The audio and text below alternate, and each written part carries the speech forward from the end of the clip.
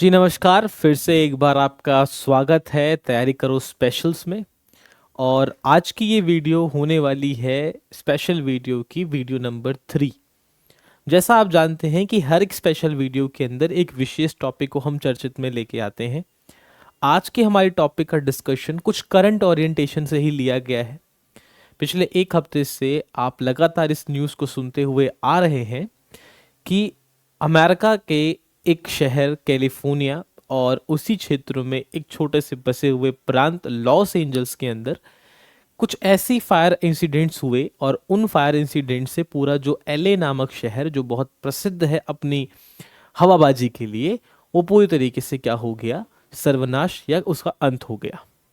तो आज इस वीडियो के अंदर हम इस दुखद घटना के ऊपर एक चर्चा करेंगे और ये बताएंगे कि सही मायने में अमेरिका के इस फायर इंसिडेंट के पीछे के कारण क्या हैं।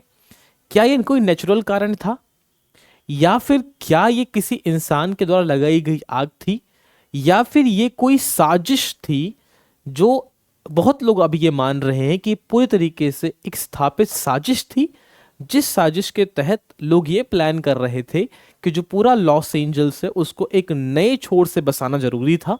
और नए छोर से बसाने के लिए एक ही तरीका था कि हम पहले पूरे शहर को तबाह कर दें, उसके बाद हम वहां पे नई तरीके से शहर की स्थापना करें।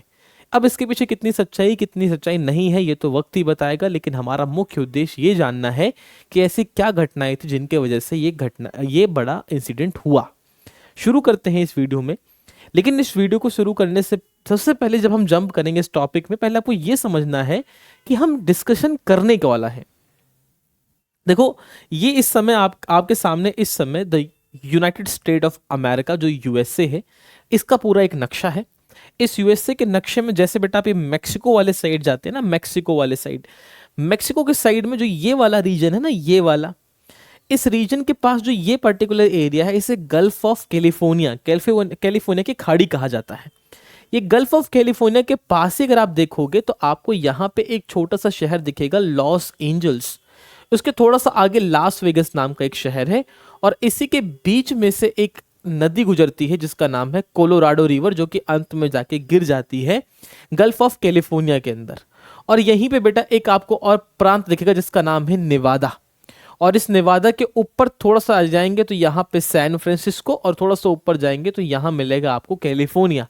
पहले इन जगहों को आप विशेष तौर पे फोकस कर लें क्योंकि ये बार बार न्यूज में रहेंगे, बार बार इन शब्दों का मैं जिक्र करूंगा इस वीडियो के अंदर। जैसे कि आपने एक शहर देखा लॉस एंजल्स, फिर मैंने कहा कि उसके ऊपर थोड़ा जाएंगे तो आपको मिलेगा यहाँ पे सैन फ्रांसिस्को, इसके थोड़ा ऊपर जाएंगे तो पूरा कैलिफोर्निया मिलेगा, और उसके बाद इन क्षेत्रों में आपको नेवादा नाम की जगह मिलेगी। और यही नेवादा नाम की जगह पे एक क्षेत्र से कहा जाता है ग्रेट बेसिन, जिसे ग्रेट बेसिन के नाम से जाना जाता है। ग्रेट बेसिन से ही कहानी को हम शुरू करेंगे थोड़ी देर के अंदर पहले, लेकिन ये 4 जगह आपको याद हो जाने चाहिए। सारी कहानी ग्रेट बेसिन से ही शुरू होगी बेटा, बात क्यों, अब ऐसा क्या है पहले उसको समझते हैं। जब आप पॉलिटिकल मैप को देख लेते हैं, जब आप फिजिकल मैप पे आते हैं, जो ये ग्रेट बेसिन नाम की जगह है ना बेटा, जो ग्रेट बेसिन नाम की जगह है, ये ग्रेट बेसिन का जो क्षेत्र है, यहां पे आपको एक रेगिस्तान देखने को मिलता है। उस रेगिस्तान का नाम है, ध्यान से देखना बेटा, उस रेगिस्तान का नाम होता है मोजावे डेजर्ट। हालांकि ये आपने पहली बार सुना होगा, मोजावे का रेगिस्तान है। ये कौन सा है बेटा, मोजावे का रेगिस्तान मिलता है इन क्षेत्रों में। और यहाँ पे जो ये ग्रेट बेसिन नामक जगह है, जिसको मैं बार बार इंडिकेट कर रहा हूं क्योंकि इससे पूरी कहानी शुरू होने वाली है। क्या है कहानी, मैं बताता हूं आपको। देखो, जो ग्रेट बेसिन का क्षेत्र है ना बेटा, इस ग्रेट बेसिन के क्षेत्रों में हर साल इस ग्रेट बेसिन के क्षेत्रों में कुछ स्थानीय हवाएं चलती हैं, कुछ लोकल विंड चलती हैं। जैसे हमारे यहाँ इंडिया में लू चलती है गर्मी के महीने में, वैसे ही इन क्षेत्रों में ग्रेट बेसिन की तरफ से कुछ हवाएं चलना शुरू करती हैं जो इस तरफ की आगे बढ़ती हैं।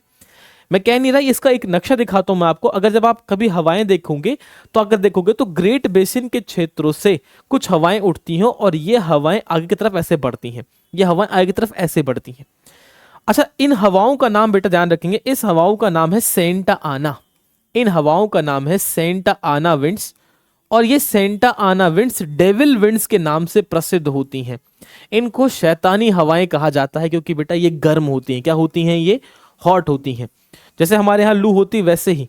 और जो ये रीजन है ना बेटा आपका, जो ये रीजन है अमेरिका का, ये वाला क्षेत्र जो है, जो मैंने कैलिफोर्निया वगैरह बताया, कैलिफोर्निया, सैन फ्रांसिस्को, ये सब जो क्षेत्र होते हैं बेटा, ये सब जो रीजन्स होते हैं, ये रीजन्स जो सही मायने में क्या हो जाते हैं, गर्म हो जाते हैं, जब ये हवाएं इस ग्रेट बेसिन से चल के इधर आना शुरू करती हैं। अब सवाल ये है, जब ये हवाएं बेटा, ये सेंटा आना नाम की हवाएं यहां से यहां चलना जब शुरू करती है ना इस तरफ ऐसे, तो जो इधर वाला जो क्षेत्र है पूरी तरीके से गर्म हो जाता है। और ये जो गर्म क्षेत्र होता है तो यहाँ पे बहुत जंगल भी हैं, वन भी हैं, सूखा भी पड़ जाता है क्योंकि बारिश नहीं होती। तो जब बारिश नहीं होती तो यहाँ पे सूखा पड़ जाता है, जो पेड़ पौधे होते हैं सूखे होते हैं। जब ये सेंट आना की हवाएं, जब ये सेंट आना की हवाएं आती हैं ऊपर किससे, नीचे की तरफ। अभी नीचे क्यों आ रही है समझ आना कि जो ये अमेरिका है बेटा, अमेरिका के इस वाले हिस्सों में आप देख सकते हो एक पर्वत श्रृंखला जिसका नाम है रॉकी माउंटेन्स। कौन सा है ये? Rocky mountains. जब हवाएं क्या करती हैं बेटा, पहाड़ से ऐसे नीचे उतरती है ना, इस एंगल पे ऐसे नीचे उतरती हैं हवाएं ये, तो ऊपर से जब हवाएं नीचे उतरती हैं तो ये क्या हो जाती हैं, ऊपर से नीचे उतरने चक्कर में इनका नेचर कैसा होता है, ये हॉट हो जाती हैं। ऊपर से देखो ये आ रही है रॉकी की पर्वतों से, रॉकी की पर्वतों से जैसे ही नीचे उतरती है तो इनको यहाँ पे मोजावे डेजर्ट जो है वो देखने को मिल जाता है। मोजावे डेजर्ट इनको देखने को मिल जाता है ये। और जब मोजावे डेजर्ट इनको देखने को मिलता है तो हवाएं और गर्म हो जाती है उस रेगिस्तान की हवाओं से, और उसके बाद ये गर्म हवाएं एंट्री लेती हैं उन शहरी क्षेत्रों में जहां पे California, Los Angeles, San Francisco ये सब बसे हैं बेटा। और जब ये आती हैं उधर तो यहाँ पे जब पेड़ टकराते हैं आपस में तो क्या हो जाता है, फॉरेस्ट फायर, जंगल में आग लगने की प्रक्रिया शुरू होती है। इसी प्रक्रिया से शुरुआत हुई थी। इस समय जो यूएसए है उनके कुछ क्षेत्रों में शुरुआती हवाएं लगी थी जिनके अलग अलग नाम हैं। जैसे आप ये लॉस एंजल्स देख सकते हैं तो इसके इन वाले क्षेत्रों में एक फायर लगी जिसका नाम था एटॉन फायर। फिर अगर आप देखोगे तो इसके इस नॉर्थ वाले हिस्से में लगी हर्स्ट फायर। फिर ऐसे ही सबसे खतरनाक हो गई बेटा पैलिसेड्स फायर।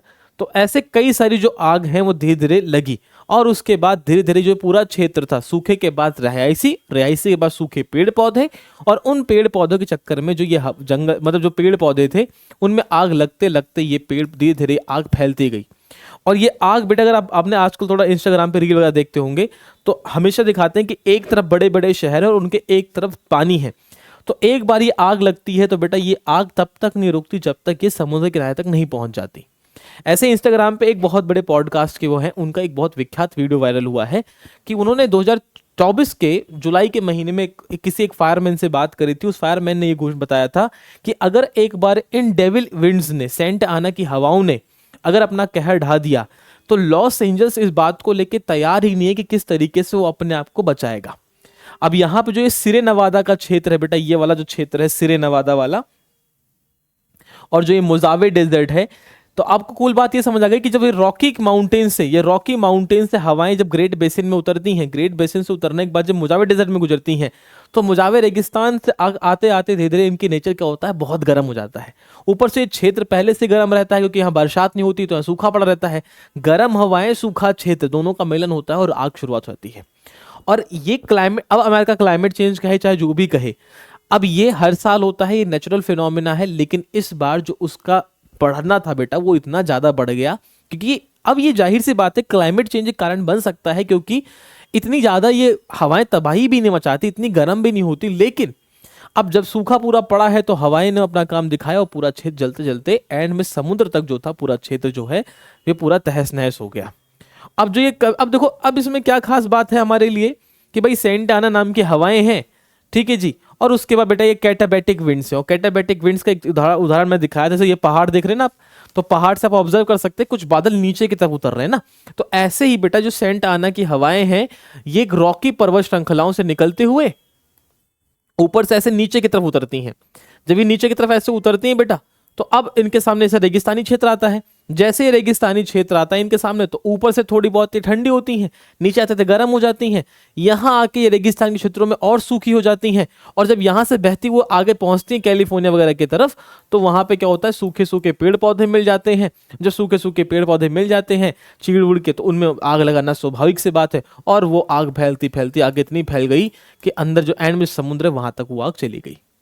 ये चर्चा का विषय तो है क्योंकि क्लाइमेट चेंज बहुत बड़ा मुद्दा बन चुका है पूरे दुनिया के लिए और क्लाइमेट चेंज से पूरे देश ही जो जूझ रहे हैं। अब जैसे ये फॉरेस्ट फायर का इंसिडेंट कैलिफोर्निया में हुआ बेटा, ऐसा इंसिडेंट हमें कहीं भी देखने को स्वाभाविक तौर पे देखने को मिलेगा, क्योंकि क्लाइमेट चेंज सच में एक बहुत बड़ा विषय जिस पे इंसान को डिस्कस करना चाहिए। लेकिन अब लॉस एंजल्स की इस आग के पीछे, एलए की इस आग के पीछे क्या कारण था? 3 बड़े विख्यात सिद्धांत मैंने दिए हैं आपको। पहला सिद्धांत तो मतलब प्राकृतिक तौर पे हमें लगता है कि आग इसी तरह के लगी है, लेकिन अब इसमें जो भी कॉन्स्पिरेसीज बीच में आती हैं बेटा कि एक बड़े नए डेवलपमेंट सिटी का प्लान रखा जा रहा था, उस नए सिटी प्लान को रखने के लिए इन्होंने क्या किया, जानबूझ के आग लगाई, हॉलीवुड जला दिया। तो इससे क्या हुआ, ताकि उस वहाँ का पूरा क्षेत्र एक बार तबाह हो जाए, लोग वहाँ से भाग जाएं, लोगों को वहाँ से बचा के हटा दिया जाए। उसके बाद जब नए तरीके से एक नया शहर बसाया जाएगा तो उसी प्री प्लान तरीके से बसाया जाएगा जो कि इन्होंने एजेंडा बना रखा था। कुछ लोग कहते हैं कि जो कैंप करने वाले लोग होते हैं, तो इन क्षेत्रों में कैंपिंग बहुत कॉमन होती है बेटा, तो कैंप करते करते लोग फायर को सही से यूज नहीं करते, जिसकी वजह से मिस फायर हो जाते हैं, उसकी वजह से आग लग जाती है जंगलों में, और जंगलों की आग इतनी फैल जाती है कि उसके बाद पूरे शहर तबाह हो जाते हैं। अब कुछ भी कारण रहा हो, हमें जो सबसे सही और सटीक कारण आपको बताने लायक लगा है वो है सेंटा आना की हवाओं, जिनको हम शैतानी डेविल विंड्स कहते हैं, उनका प्रकोप। तो आज की इस चर्चा में ये छोटी सी बात ही कहनी थी आपको। मिलेंगे अगले स्पेशल्स में तो और किसी नए टॉपिक पर डिस्कस करेंगे, और जैसा मैंने कहा कि आप भी कमेंट करें कि आप किस बारे में चर्चा करना चाहते हैं। तो मिलते हैं अगली क्लास में। Bye bye, thank you and take care.